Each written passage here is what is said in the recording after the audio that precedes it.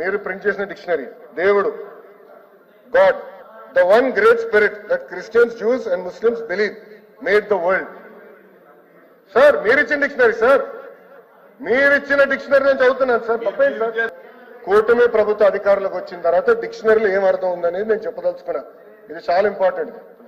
God the supreme being worshipped in different religious practices, emphasizing a universal creator or with specific divine powers. అది మేము ఇచ్చిన అర్థం అధ్యక్ష. దగ్గర 2 డిక్షనరీలు ఉన్నాయి.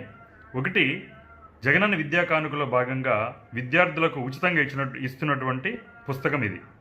దీంట్లో గాడ్ అనే అర్థము ఏమిచ్చాడు అనేది మనం ఒకసారి చూద్దాం.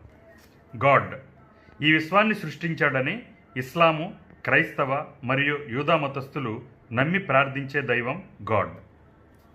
అలాగే గాడ్ పేరెంట్ తెలుగులో ఏమిచ్చాడు అర్థము, పిల్లలను పెంచి పెద్ద చేసి చదివించి వారిని క్రీస్తు మతంలో దీక్షితులను చేసే వ్యక్తి ధర్మపిత. దీంట్లో ఏం అర్థం ఇచ్చాడు అనేది ఒకసారి మనం చూద్దాం. గాడ్కి